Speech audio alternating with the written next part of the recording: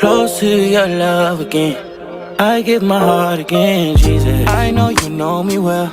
I feel invisible until you tell me you're right here. Hey y'all. I really could have walked past and I was getting chewed. Oh, look at a little dog. So cute. They got two of them. Aww. Just letting them run free. But hey y'all. I'm literally outside at this like old building-ish area. But anyways, like down by the water near my house. And it's like this, I just parked like where this like building, old looking like it like I think it was just a park, not a building. I'm saying building. I think it was a park, but now it's like ran down.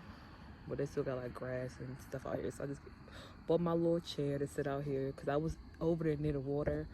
But this man had this loud blasting music, and I'm just like, sir, like, this is a place where everybody in their cars being peaceful, or they sitting by the water and you just loud. So I just kind of moved a little bit from that.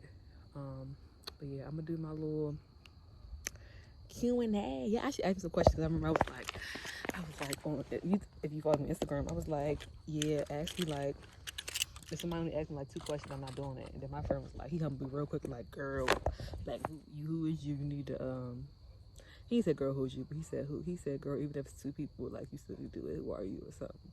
And I said, thanks for humbling me. Only because I wanted to make it a whole little, like a little good amount of part of the video. That's why I was just like, I wanted people to do it. I should have bought my tripod so I don't gotta sit here and hold the camera. Damn. Do I got my tripod? Is it in my, I think it's in my room though.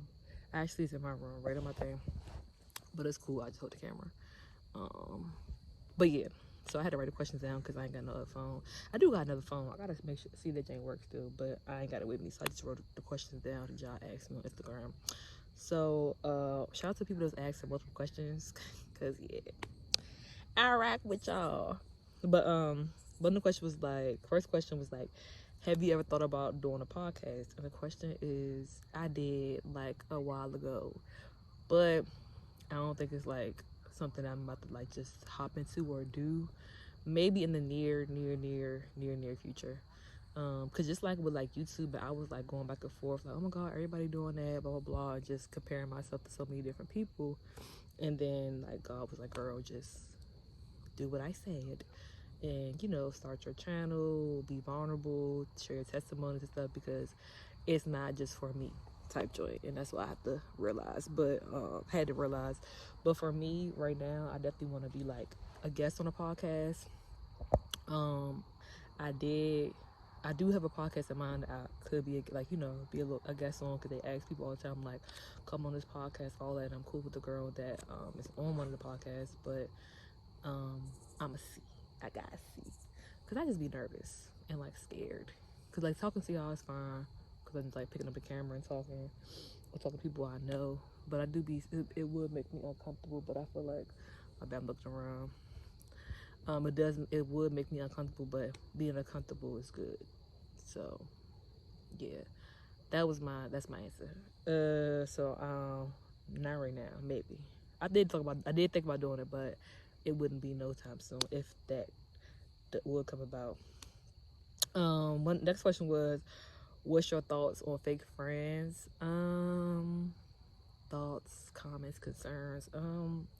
I feel like we all go through a phase where we have an encounter with somebody that's like, you know, fake to us or not being the friend they should be to us. And like I feel like I dealt with a lot of it like in like high school-ish, like maybe college or whatever. In my adult years, I don't do that now, because what did they say? This guy, I went to Nexus. I think that's like, yeah, Nexus. What is it? He said when we growing up, you know, we had friends from like, I think, circumstances, but now we're adults. We have to choose our own friends type thing. Like, you know, growing up next to somebody that's my best friend, we was next door neighbors, and we became best friends. And so that was like the circumstances we were in. But now as an adult, you get to choose your friends like for your own. So I feel like back then, like in high school, probably encountered a lot of fake friends, but I don't have that encounter now. So like my thoughts would be, Like, if you know that's a person that's fake or whatever, just kind of like approach them and ask them, like, come not from like a popping off standpoint, but like ask them like, what's going on, why are you this way, blah blah blah. Because sometimes people are who they are for a reason. Like, it gets something that happens to them, maybe somebody did that to them, so they like, oh, I'm gonna be fake because somebody was fake to me, X, Y, and Z. So maybe that's why, I don't know. But I don't got too many thoughts on it because I don't deal with it no more. But I just say would like really, approach it, and if approach them, and if it's something that you say, oh, this is not fulfilling to me no more, or serving me no longer serving me, then I would just say, move on accordingly. You don't got to cut them off and like blow them, like, go off on them or something, but you just, do it, graciously and stuff. Because that's what I'm learning to do. Like, some people that's not supposed to be in my life or something, I kind of like fall back from them, or whatever. But like I said, the fake friends, I ain't had that account in a minute. Another question. She asked, what's a deal breaker as far as a partner?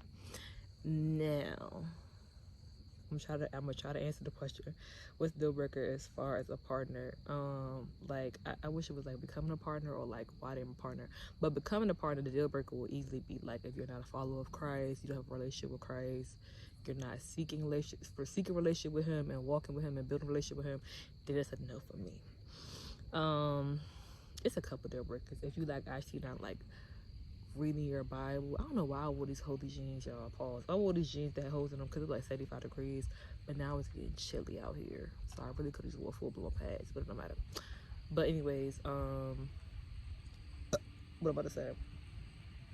If you're not like reading your Bible and like actually like reading your Bible and being in your word and learning and growing and trying to understand the Bible and the word, then it would be a no for me too. What else?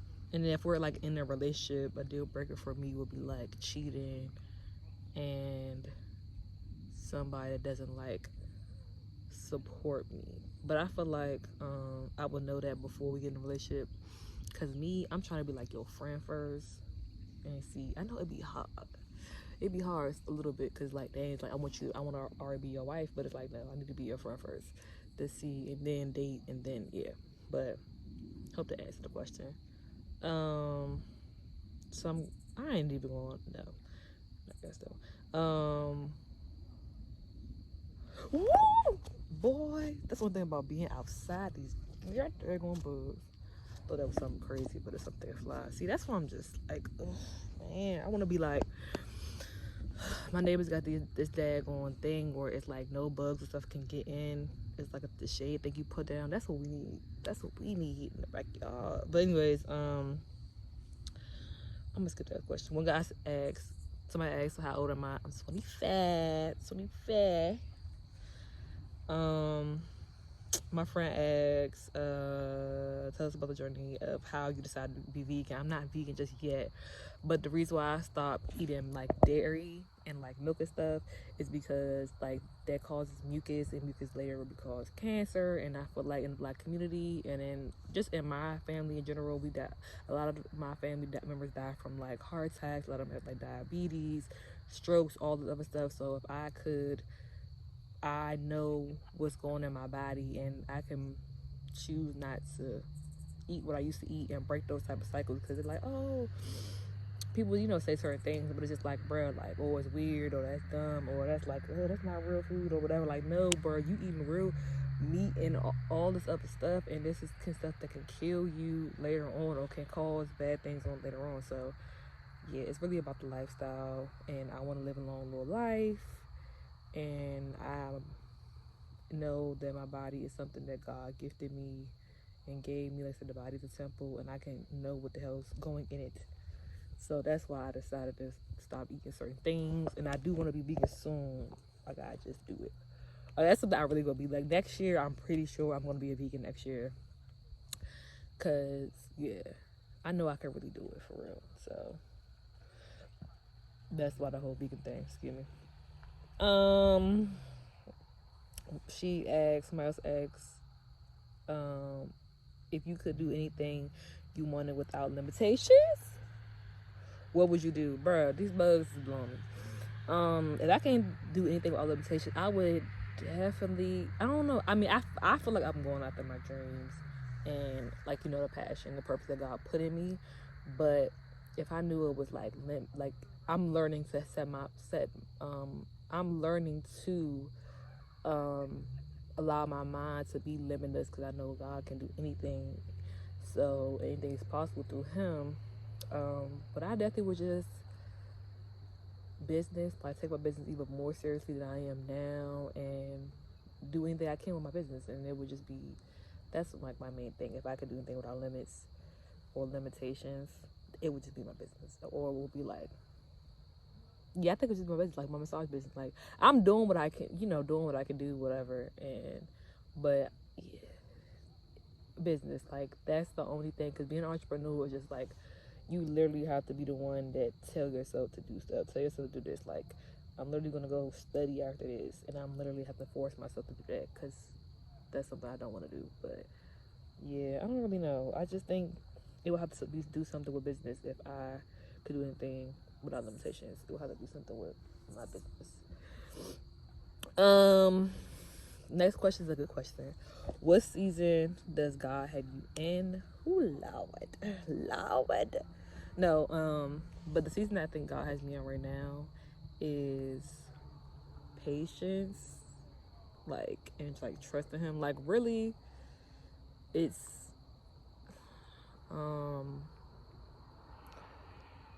like trust, like really trusting Him. Because right now I'm not like working like a 9 to 5 or nothing like that. I'm just, when I have clients working on, you know, health hands on the go, when clients book me for my mobile massage business, and I'm working at a spa, Waldorf and a spa in Fairfax, but that's like client-based business too. So I feel like God's putting me through a season of patience and like fully trusting Him. Because like, I mean, yeah, I was trusting Lord, but like when like my job let me go randomly for no reason, and then didn't tell me at least in advance like they were supposed to, it was just like, okay, I feel like God, you really just allow me to lean on you and trust you, because you know that I have something more in me that you're like pulling out of me. So I just feel like the season of patience and just trusting Him, and I'm in a season of just learning Him and learning His word, you know, learning His principles and the things that He wants me to be as a woman, as a person, as a child of God. That's all I feel like I'm doing, you know what I'm saying? And then I'm gonna have my last question. Okay, somebody asked, I asked him to what is it? I asked him to actually like explain it, but he didn't get back to me. And yeah, I want to do this video today. So he asked top 3 things we should bring back, and I'm like, what? Because that's such like a broad question. Like, what you mean? But so I don't know what he actually like meant in detail. But for me, I'm gonna just answer it. Top of things I think we should bring back. First of all, I don't even like. Top 3 things we should bring back. Like, I miss shows like Martin. I ain't watched Living Single. I ain't watched Different World, but I heard those are the good shows. I definitely want to go back and binge watch Different World and binge watch Living Single. But like shows like that, Martin, Living Single, stuff like that. Even like shows like All of Us and Moesha and like 101. Like 101. I watched that whole season again. I'm like, I mean, all the seasons again. I'm like, bro, why did this show stop? Like, 101 was so good. If you were like a teenager, young adult, like shows like that, I would think we should bring back. So like the black sitcoms, definitely gotta bring that back. What else? Things we should bring back? I don't know. I think we should bring back, I'm probably, you know, people ain't gonna like this, but we should bring back whoopings in school, because them kids bad. And that was before I went to school too, but I don't know. I think they've been these times to the Lord permission to the home, like, can we beat your kids? Because them kids is crazy. Like, I pray for, oh Lord, I be praying for you. I was talking to my cousins, my little cousins, like in high school yesterday, and I'm like, oh my God, I thought it was bad enough when I went to school, but it's like even more, like, it's like scary now, the way these kids are, the drugs that they're doing. It's just like, man, So bring back whoopers to the school. Cause that's what school be at. You be at school all day. You be at school all day, and you be at school for literally the whole year. But what, 2 months? So yeah, bring back to the teachers. They be bring back whoopers to the children in the school. That's probably not gonna happen, but that's what we need to bring back. And the third thing, I don't know. I would say just bring back, like, that's nothing like actually we can bring back, but like, you know, the time where we was just enjoying ourselves, not on our phones. I know right now I'm on my phone, but I'm actually put my phone away and just like be in nature and be in God's creation and stuff. But like the time we wasn't glued to our phones, because I think it's all generations, like the older people, the younger people, like everybody's like kind of glued to their phone because everything's on your phone. Every single thing's on your phone.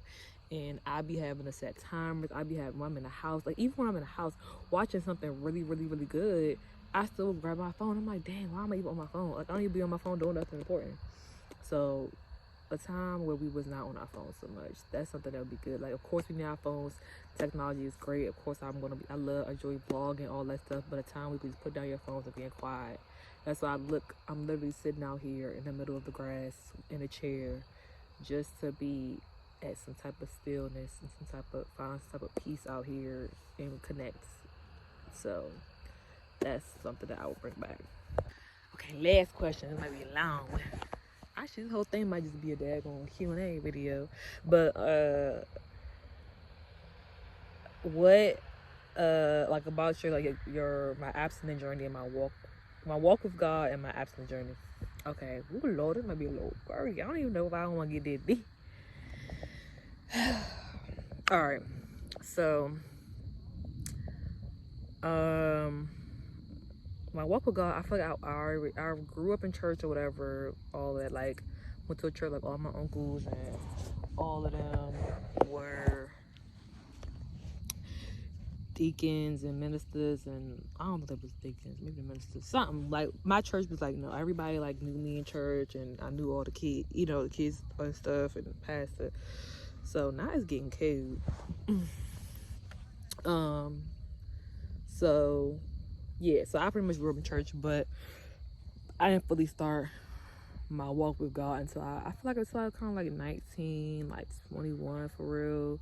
That's when I started really taking my walk seriously with God around that time, because I had to know him for myself, like not because of my parents, not because this, because that, but for myself.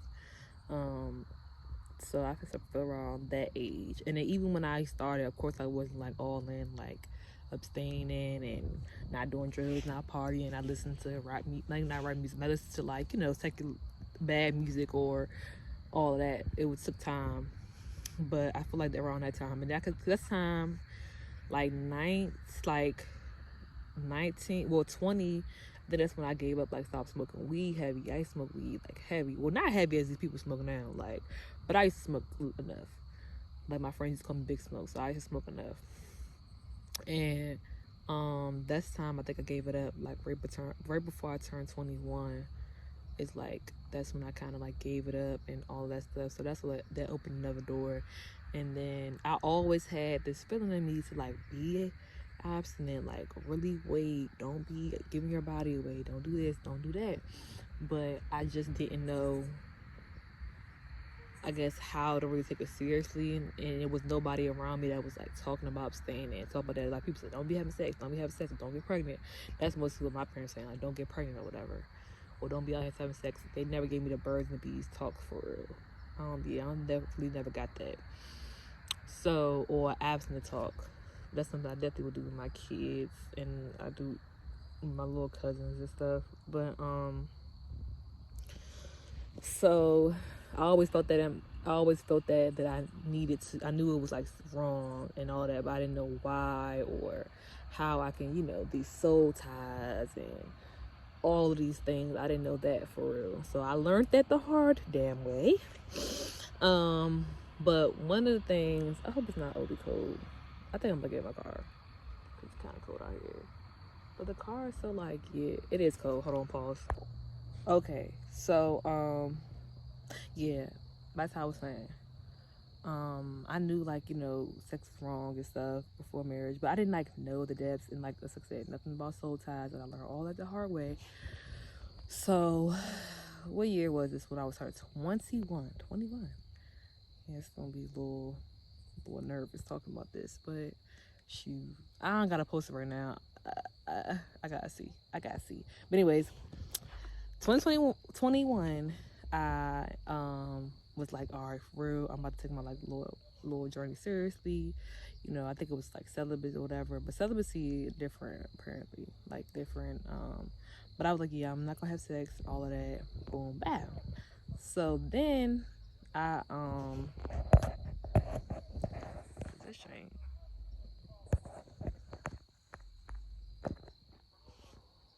Oh, it's still recording. Okay, so I said I'm not gonna have sex, none of that. Until I get in a relationship, somebody really care about me, all that. So I end up. Is it loud, bro? I'm about to go in the car. Let me see. Okay, now we can talk. We didn't want to do this to talk, but it's alright. It's alright. Okay. So, like I was saying, at the age of 21, I was like, yeah, I'm taking this seriously for real. I'm not playing around. All that. And I'm a, you know, wait till somebody wants to be with me, all that. So, end up getting her in well, we was dating or whatever, dating this guy. And we end up, you know, we had sex before we got on this shit, but like a month later or whatever, we end up being in a relationship. Cool. Thought everything was going great, you know. Thought I love my God, love him so much. Like, God sent him, and I feel like God did send him in my life for certain things, teach me certain things, all that. And he ended up going back to school. He went back to school like far from here. So he ended up going back to school, and so we're doing like a long distance thing. But right when he went back to school, I think like it was a week later, y'all. A week later. We only been dating. We only been officially in a relationship for 1 week, maybe like 1 or 2 weeks, maybe 1 or 2 weeks. It might have been like 2 weeks. Anyways, I literally was like, oh, I'm not feeling good. I feel weird. I don't know what's going on. Lord, hope I'm not pregnant and none of that, because I'm like, I don't even know this man. I didn't know the man like that. So it's like, why am I even? But now I know. I didn't know then. Now I know now. So, ended up being pregnant, and I was always telling my friend, I was like, listen, I told my best friend, like, girl, we get pregnant early, I ain't doing it. I'm not doing it. Like, it's not about to be me having a kid at like 21. Like, that's dead. Like, I got so much life to live, blah blah. But she was on the head always like, oh, if I get pregnant, I'm gonna have a kid. I don't believe in that, all that. And I'm like, okay, cool. And like I said, I didn't know back then what I know now. Like, abortion is still a sin and all of that. Sex is a sin before marriage, you know. So I didn't know none of that. But anyways, I ended up telling the guy, and he was just like in a shock, like, oh my God, what about me? And I'm like, damn, nigga, what about me? What about me? And so he didn't take it good, and we just decided, like, okay, let's, you know, get an abortion or whatever. Because I was like, listen, I'm with the abortion. He ain't gotta tell me, like, I'm with an abortion. Like, I ain't trying to do this. Ended up having an abortion, and the process was, at first I was more so like, oh, I don't want to do it for real. And then he was just like, no, we should. No, first I was like, okay, I'm going to do it. Then I ended up going to this doctor. Ugh, God be working. Ended up going to this lady, and she was like one of those, you know, the little doctor's office that looked like a house, but it was a doctor's office. So it was like a small practice. And I told her, and I was fine until I got there, and I was just like crying. I was going through it. I was crying like a baby, and I'm just like, oh my gosh. She was like, yeah, you know, your baby will be due like sometime next year in April. I'm like, dang, we do around my birthday. And it was just like so hard. I remember telling my friend, I'm like, girl, I gotta tell you something personal. She's like, girl, you pregnant? I'm like, girl, yes, but I don't know what to do, because, you know, my boyfriend at the time, he still was like, no, we do what we're gonna do. God gonna forgive us, all that. And yeah. And at the time, he was only 19. I was 21. So I understood what his mind was. And now I understand what his mind was at. Like, he was young. He was like, he got his life to live. You know, he's just trying to he's doing what he thinks is best. Like, so he's telling me to get an abortion too because he thinks that's what's best at the time. So, ended up getting an abortion. I had to drive far as hell to freaking Baltimore because Planned Parenthood ain't do nothing when I was at. So I had to drive far away to go get his abortion. And when I was there, you know what like made me like feel real sad was like, damn, when you pretty much get an abortion, I don't know if you do it now, but you pretty much give this green folder. And it was like so many green folders. It was like at least like 7 or 8 green folders, bruh. And I was like, man, all of us are here about to kill a little human that didn't even ask to be in this world. And we really about to do this. And I was like, damn, that's when it hit me. I was like, bruh, I'm so done with sex. Like, that's what I thought. So I'm looking at this car, y'all. Oh, ain't nobody. So I was like so sad about that. And it was like the most depression state I ever been in because later on my best friend was pregnant at that time and she ended up having her baby like 2 months after I did that. And I was there the whole time at the birth. She had a 15-hour labor delivery. I was there the whole time. I ended up cutting the cord because her dad had like left because she was in labor so long. So he thought, oh, I got time. And I just seen like life come out. Like I literally seen a life. Like I literally seen her give birth to a little human. I was just like, oh my God. And then I remember I went home and I just like cried like a baby. And I was like crying so bad. And I was like, oh my God, y'all. I was like, bro, I'm depressed. Like, ain't no way. This is like pure depression. And I felt like I regretted it so much at one point. I was like, this is like, I just wish I never did it. I just wish I could take it back. It was just like so many emotions, you know, just going through my head. I was going through all of the what is it called? I think it's called five stages of grief. I don't know why this is not trying to record. Is it recording now? Okay, anyways, hopefully it's recording. I mean, not gonna stop. But anyways, yeah, the guy was at the time, like I said, he didn't know. I already like forgave him and all this stuff. But at the time, you know, he was trying to do what he thought was best. So I'm over here like telling him I'm depressed, I'm this, I don't want to have sex. But he still was trying to have sex, still was trying to do all that. I'm like, dang, how you gonna say like God said, don't you know, God said God will forgive us and all that stuff, but then we turn around about to go back into sin. Like, so, by the time I wasn't strong enough to like walk away from the situation. So I still, you know, went back into having sex. I still felt like I was depressed and, all of that stuff. And I was just trying to share that with him, but he was also like, oh, you don't need therapy. You don't need this. You don't need that. Like I said, in his mind, he thought was best. And later on, you know, we had a better conversation about it and he was just, you know, apologize for feeling like he what's the word that I said, like kind of controlled the situation more and influenced like I guess bad things or whatever, and just saying what he thought like I need a therapist, but he was more so trying to be there for me. All that said, so all that to say, I was like, I thought I was gonna be done with it at that time. And I remember even one point we had sex, like it might have been like a year or two later. We was like, well, we really was trying to sound like, you know, abstain from sex. And we had sex one time and it was just like I was crying. I was literally crying. And he was like, it's okay, it's all right, like it's, you know, God gonna forgive us, and like because we really did fall, but we was really trying in that moment. But I was just like, man, I'm just so tired of like feeling this way, because it's like every time, even though I was with somebody that I did truly love and care about, it just felt like I was doing something so wrong and I just didn't feel at peace. Like I wasn't trying to keep rolling around and not, you know,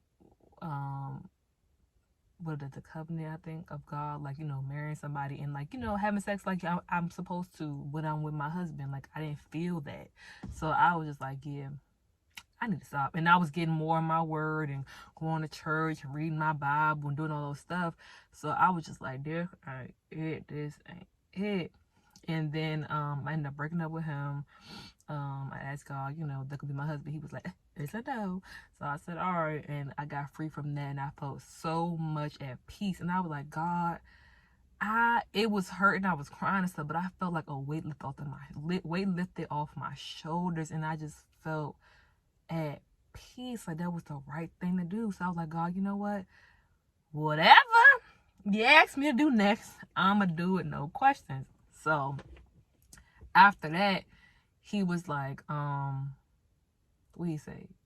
After that, he was like I think it might have been the same day or maybe the next day, and I remember I was just like, I seen on TikTok, and I felt in my spirit, like my spirit line with it, and it was just like, be abstinent. And then I was like, okay, abstinent, okay, cool.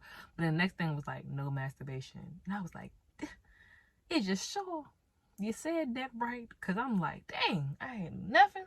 And at that time, like, I bought like, you know, stuff and, you know, to masturbate with, all of that. And I was like, dang, I can't do none of that. Okay, cool. So my camera about to get bad because it's the light is gone. But so in that moment, I was like, okay, I'm gonna really take this serious, take this walk seriously. But I was around people that nobody was abstinent, like nobody was abstaining that I was close with. So next thing, I was like, you need to get around some people that are you know, walking with Christ, that are abstaining and all of that. So I remember 2023, I was like, okay, because it's like the end of 2020, like towards the end of 2022. So I was like, okay, 2023, I'm gonna make sure I find a community. I'm gonna make sure I do all of that. So saying all that to say, that was one of the reasons why, like having an abortion and then going through a relationship, and then God, you know, freed me from that. He gave me the green light to like show, well, he showed me again. He kept calling like, girl, pick up, because he told me plenty of times to abstain, but I actually listened, picked up my cross and followed my mans. And so that's one of the things, what am I about to say? That's why, well, showed me to be abstinent. And I actually found a community of people that are like abstaining and all that. I'm about to say who, dog, but that's somebody walking. Like a lot of people I know now are literally abstaining, that are like still in their single season and doing it. So I'm thankful that I found that. Like definitely being around people that's not doing what you need to be, like not walking with the way you need to go, and actually finding a community. I know it's hard, you know, because Drake be like, no new friends. Drake lied. Find some new friends, find new community that are doing the same thing you're doing, because that's going to help you. Because me having friends I can call, like, bro, I feel this way, like, oh, today I feel like a sexual urge, and like, I can call people and they can like relate to me and they can help me through it. That's just OD lit. Like, I love it. So I have a lot of friends. Like, one of my friends I call all the time is my girl Sydney. I met her, I feel like we know each other for years, but I recently had met her. And now one of my other close friends that I can call too, that, so it's like, it's a lot of people that I could actually call and can help me through this journey. I don't like the lighting, but I'm gonna still talk. And so yeah, that's like been my abstinent journey. Where right now I've been like really in my single season bag, like for real, because I ain't dating nobody. So being abstinent right now is easy because I don't have no fine man, you know, in my face all the time, because I'm single right now and I'm not dating anyone. So yeah, but learning in my abstinence season, my friend was just talking about, I just watched her YouTube, but so really learning like boundaries. Like, this the first time I got like boundaries. Like, I used to say, oh, this and a man, but real life having boundaries and not going, like, not doubling back. Like, I said what I said, and I'm staying on business, like, for real. So that's was kind of weaning out the people that I'm more like, oh, he might be cute, he this, and then it's like I say something and they be like gone for, like, I remember this one guy, he was like, And then the first person that kind of showed me a little bit of interest. I'm like, okay, cool. And I told him like I was abstaining, and we had a whole debate about it. And he had his valid points on why he think, he shouldn't do it. But in the day, it's in the Bible. I'm following Christ. I'm gave my life to Christ. I need to change. So it is what it is, even if I don't like it. But he has valid little point. But I was really standing on business. I was like, I'm not, changing my viewpoint. I'm not, even if I see right now, seeing my friends get married, seeing my friends have babies, it's not changing my mind. I'm standing on it. Like, I'm gonna die behind this. Hopefully, Lord, you ain't gonna let me die behind this. But he know I need my boy ass. He not gonna play me like that. But for real. So me having boundaries and not indulging in certain things, listening to certain musics, following certain people, like listening like podcasts or whatever, certain things, like I really am taking that seriously, like having those boundaries with myself. Like, excuse me, I be doing certain stuff and I'm like, oh, I can't do what I used to do. Like, I really have to set boundaries just for myself so I won't fall. Like, I won't fall into masturbation. Like, cause like that's really the hard part. Like masturbation and stuff, that's really like was the hard part for me, because I was doing it for so many years. So I had to make sure I had boundaries and full armor guard, like with just myself. Like, Lord, free me from me. Like, help me fight the old me. You know what I'm saying? So that's that. But the acting journey been cool. It's like I said, I met a lot of people, learning a lot about myself. Like me just sitting out here, like, looking at the water and stuff like that. That's just like something like I wouldn't even do years ago. So I snacked my lead about hard. But yeah, it's really a season of me growing, learning myself, growing, leaning on community, opening up, like me talking about this, and I ain't cry. And not saying if I cry, I'm not, getting through it or healing from it. But y'all, I remember I told everybody when I had an abortion, I told the people that I told, I literally cried. I just told my best friend this year. I ain't told my mom yet, but I do want to tell my mom and just like open up to her about everything. I probably definitely would cry to her, but everybody I told, I was like really like crying, and I'm like, wow, I'm at a point where I can just talk because I know it ain't for me, dog. And that's the part that I'm really like, dang, it ain't just about me. It ain't just for me or how I feel or my emotions, or dang, I don't want people to look at me this way. Like, it's really to help people. And that's why I'm so serious about being around like my little cousins, my nieces and stuff get older, and nephews, and like tell them like, bro, like, please, your body is a temple. Please, if you had sex before, you can still break free from that, and you can give your body back to Christ and abstain. Like, this is the light. This is lit over here. It's lit because I don't gotta worry about soul tie. I gotta worry about being attached to this person, that person. Of course, it has its hard moments, its ups and downs, because you're seeing the world living the way they living, and it's like, dang, I want that. I want to be free. I want to be this. I can't wait to be with my husband and travel, do all this stuff. But it's just like, at the end of the day, it's hard sometimes, but sometimes it has rewarding things. Like, being in my single season this is the most peace I ever been at. And then my friend said, yeah, I can tell. I said, oh, you can tell I got peace. You can tell I like my single season. Like, you can tell that. I love that for me. Because I'm glad you can tell that I'm really enjoying this time of my life. Because people say, oh, married people say it all the time. Even I have people that's married. Like, enjoy your time with yourself. Learn yourself. Because when you get married, you have to share everything with that person, because you're one. You're one. You're not two no more. You're one. So, yeah, I know I brought me up, but I'm glad I opened up or whatever. Like, I feel good about this. So, whew. It's dark now, so I'm gonna tap back in with y'all. Close to your love again. I give my heart again, Jesus. I know you know me well. I feel invisible until you tell me you're right here.